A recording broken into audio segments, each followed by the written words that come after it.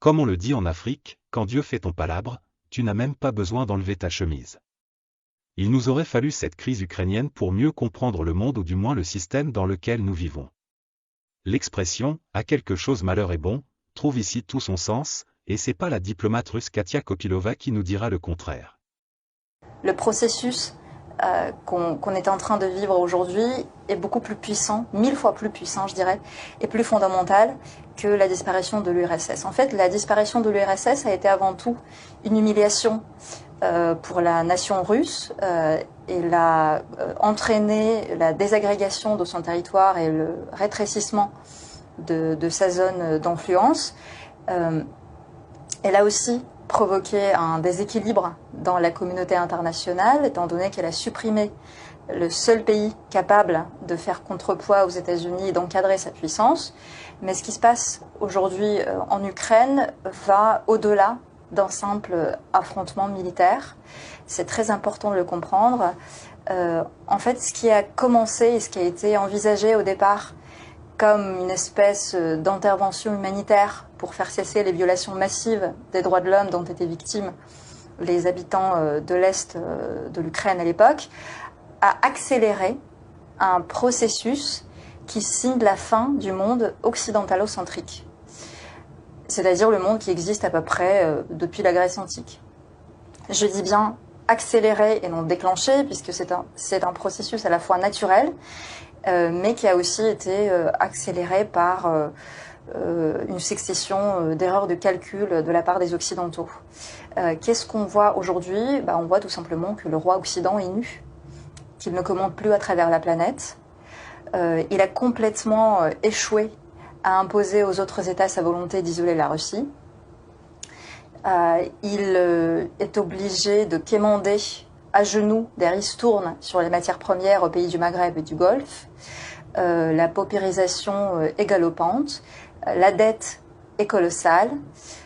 Sur le plan monétaire, l'opération russe a fait sauter le tabou qui était le commerce en monnaie nationale et non en dollars. Et sur le plan des valeurs, l'Occident s'est complètement décrédibilisé en tant que défenseur des droits de l'homme. Et si vous voulez, toutes ces gesticulations sous forme de sanctions, d'appels à créer un tribunal pour juger la Russie, de tout chahut-bahut médiatique, de faits grossiers, mais aussi de sérieuses querelles internes au sein du bloc occidental sont des spasmes d'agonie. Lisez la définition du mot agonie, c'est un état transitoire correspondant aux derniers instants de la vie et qui peut prendre l'apparence d'une lutte contre la mort lorsqu'il s'accompagne d'une agitation convulsive ou de réactions psychologiques telles que peur ou refus. Et c'est exactement ce à quoi on est en train d'assister.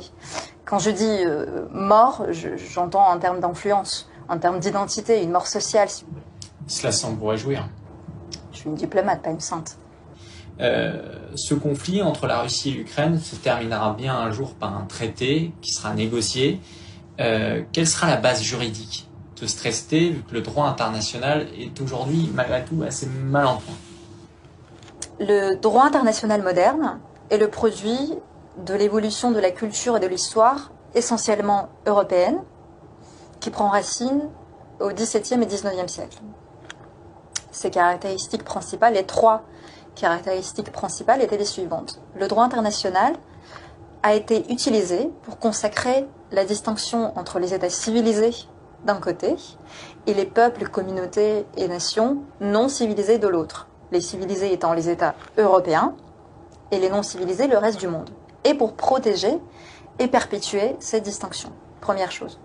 Deuxième chose, bien que les États européens ne niassent pas l'existence d'autres pays au-delà de leurs frontières, leur personnalité juridique ne pouvait pas être considérée comme égale à celle des États du monde civilisé européen. Et du point de vue des Européens, devenir civilisé, ça voulait dire devenir comme un État européen. Et in fine, la décision finale d'accorder ce statut revenait exclusivement aux États civilisés, entre guillemets, européens. Ce qui, dans la pratique, voulait dire que les États tels que la Chine, le Japon ou la Turquie ne pourraient jamais devenir civilisés, ne pouvaient jamais appartenir à ce monde européen. Et troisième caractéristique, le droit international servait à justifier la légitimité de l'existence et de l'expansion des empires et de leurs possessions coloniales.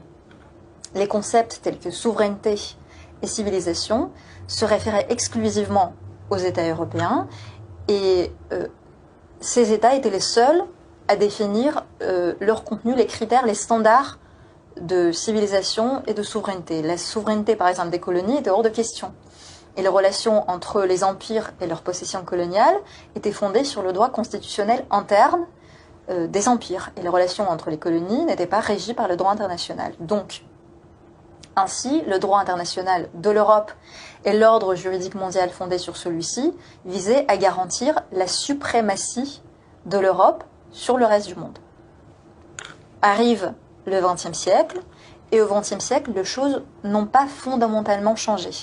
En fait, l'idée de la suprématie et de la supériorité des États européens sur le reste du monde est restée intacte, bien que le centre de cette Europe se soit déplacé vers les États-Unis.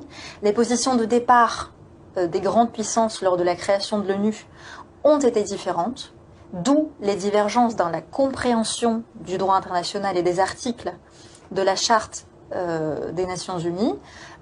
Par exemple, pensez-y, la France et la Grande-Bretagne ont travaillé sur les concepts d'égalité souveraine des États tout en restant des empires coloniaux.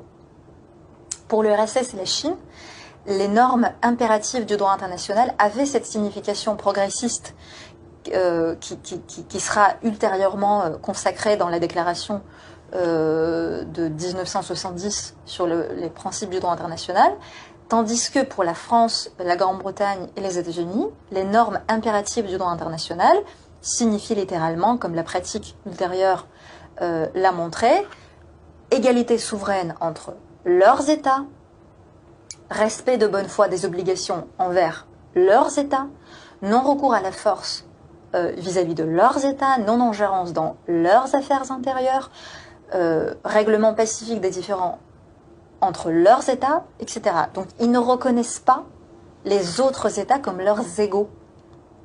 Et la légalité des actions de ces États-là, elle est jugée au travers du prisme du regard des États occidentaux avec à la tête les États-Unis d'Amérique. La consécration dans la Charte des Nations Unies des fondements de l'ordre juridique mondial n'a pas conduit à l'abolition de la politique et de la pratique de la dépendance coloniale, ni à l'interdiction de la guerre à grande échelle, ni à l'interdiction du recours à la force armée, ni à l'interdiction de la discrimination. Dans une mesure plus ou moins grande, toutes ces pratiques ont subsisté sous de nouvelles formes. Par exemple, la dépendance économique a remplacé le colonialisme classique. Les interventions militaires et le parrainage d'organisations terroristes a remplacé le recours à la force armée pour s'immiscer dans les affaires intérieures des États, etc. Et ces pratiques, cet état des choses, ne sont pas regardées comme défaillants, comme une défaillance du droit international, mais plutôt comme quelque chose de normal, puisque c'est exactement le contenu que les États occidentaux recherchaient dès le départ. Au concept d'ordre juridique universel, de communauté internationale, de valeurs et d'intérêts communs, se substituent les valeurs et les intérêts d'un petit groupe d'États. Et l'opposition à ces valeurs est considérée comme une menace pour l'humanité tout entière, pour le monde dans son ensemble. Les États occidentaux contournent les normes impératives du droit international en redéfinissant l'objectif, c'est-à-dire que on ne dit plus interdiction de recourir à la force armée, on dit lutte contre le terrorisme et la prolifération des armes de destruction massive. On ne dit plus interdiction de refuser au peuple le droit à l'autodétermination, on dit maintien de l'intégrité territoriale. On ne dit plus interdiction de s'immiscer dans les affaires internes des autres États, on dit responsabilité de protéger. En fait, comme les actes des États-Unis et des pays occidentaux sont clairement en contradiction avec le contenu littéral du droit international, un nouveau concept a été inventé qui s'appelle l'ordre fondé sur des règles, c'est-à-dire un ensemble de règles et de principes de nature et de caractère non juridique qui a pour vocation de justifier les actes des États exclusivement occidentaux. et au sein d'un groupe d'États restreint, l'ordre fondé sur des règles est perçu comme un régulateur nécessaire, raisonnable et opportun des rapports internationaux. Mais dès qu'il s'agit d'éteindre son action aux États en dehors de ce groupe, c'est là que les problèmes commencent, c'est là que ça donne lieu à des conflits. Et donc il y a deux groupes d'États et deux approches vis-à-vis de l'ordre juridique mondial. Le premier qui reconnaît, qui admet l'existence de l'ordre fondé sur des règles et s'y soumet, et l'autre qui le nie, ou pour le moins qui refuse de se l'approprier parce qu'il tient au respect rigoureux des normes fondamentales du droit international. Donc deux systèmes parallèles et distincts du droit international se sont formés, ayant pour seule source la charte des Nations Unies, sauf qu'elle est différente dans son interprétation. Et l'évolution la plus probable du droit international sera vers un esprit de bloc. C'est-à-dire que la Russie, la Chine, le Brésil, l'Inde et de nombreux autres pays reconnaîtront comme contraignants et respecteront rigoureusement les droits et obligations découlant du droit international existant et coopéreront dans un esprit d'égalité. Et il y aura les pays occidentaux, dirigés par les États-Unis, qui s'en tiendront au droit international dans leur perception, c'est-à-dire sous forme d'un ordre fondé sur des règles, qui déforment à la fois les idées fondamentales de la Charte des Nations Unies et les principes impératifs du droit. Se heurter dramatiquement sous-entend que la satisfaction des uns crée une menace vitale pour les autres. C'est comme dans cette prophétie dans Harry Potter à propos de lui et de Voldemort. Et l'un devra mourir de la main de l'autre, car aucun d'eux ne peut vivre tant que l'autre survit. Je vous assure que notre situation commune en Afrique est très, très, très loin d'être si critique. Ça, c'est une première chose. Deuxièmement, si c'est aujourd'hui que vous découvrez notre présence en Afrique, vous avez 90 ans de retard. Notre rapprochement s'est opéré à la fin de la Seconde Guerre mondiale, sur le terrain de notre soutien actif au mouvement décolonial. Je vous épargne le coup du soutien désintéressé, vous ne me croirez pas et vous aurez bien raison.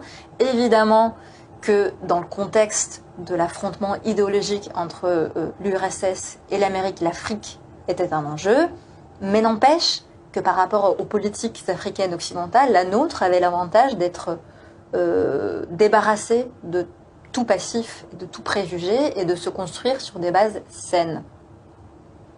Et nous avons donc pesé de notre poids de grande puissance pour faire accepter la consécration dans la Charte des Nations Unies des principes d'autodétermination, d'égalité souveraine et de non-discrimination. C'est encore sous notre impulsion qu'a été adoptée la déclaration sur l'octroi de l'indépendance aux peuples et aux pays coloniaux, en dépit de l'opposition des puissances coloniales comme la France, qui considérait que les colonies n'étaient pas prêtes pour l'indépendance. Et ces déclarations a proclamé que tout colonialisme, toutes les ségrégations, toutes les discriminations devaient prendre fin. Et elle a donné un puissant élan au mouvement de libération partout dans le monde, et notamment en Afrique. L'URSS et les pays du bloc communiste saisissaient toutes les occasions pour défendre dans les instances internationales les intérêts, les souhaits légitimes des combattants contre le colonialisme. C'est pour ce qui est du volet politico-légal de notre politique africaine. Maintenant, le volet idéologico-culturel. L'URSS et les pays dans l'orbite de l'influence soviétique ont engagé un vaste réseau d'universités à offrir des bourses d'études et des exemptions des frais de scolarité aux étudiants africains qui venaient se former chez nous au métier d'ingénieur, de médecin, apprendre la langue pour ensuite mettre ces compétences au service de leur pays d'origine. Les délégations de jeunes Africains, étudiant notamment dans des universités occidentales, ont toujours été à l'honneur lors des festivals et des conférences de jeunesse en Union soviétique. Le système de gouvernance soviétique exerçait une certaine attractivité sur les peuples d'Afrique, et notamment l'exemple de l'industrialisation rapide de l'URSS les a convaincus que des progrès matériels rapides étaient possibles, même dans des régions initialement très en retard sur l'Occident. Et même les intellectuels africains qui étudiaient en Grande-Bretagne et en France étaient sensibles aux solutions socialistes pour la modernisation de l'Afrique. Donc vous voyez, c'est une erreur de penser que notre intérêt pour l'Afrique est tout récent. Notre politique actuelle s'inscrit dans la continuité de cette politique-là. Et pour ce qui est des intérêts concurrents de la France, toute concurrence a des vertus. Et plus globalement, pour ce qui est des relations entre la Russie et l'Afrique, elles sont beaucoup plus anciennes. Et je ne sais pas si vous savez, mais notre plus grande figure littéraire, Alexandre Pouchkine, avait un arrière-grand-père qui était africain, Abraham Hannibal. Lui et quelques autres enfants noirs ont été sauvés de l'esclavage par Pierre le Grand. Et les Noirs étaient à l'époque considérés en Europe comme inaptes au savoir. Et Pierre voulait au contraire démontrer que ces enfants étaient autant doués pour les sciences et les arts que leurs camarades russes. Il était persuadé de la supériorité de l'acquis par rapport à l'inné, et il pensait que tout le monde en fait pouvait s'élever dans la société grâce à l'éducation. Et effectivement, Hannibal a fait de brillantes études, il a appris plusieurs langues, il a révélé de grandes dispositions dans les mathématiques et s'est avéré un grand serviteur de l'État. Voltaire l'appelait même l'étoile noire des Lumières. Vous voyez, déjà à l'époque, au XVIIIe siècle, nous n'avions pas le même regard sur l'Afrique et les Africains que les Occidentaux.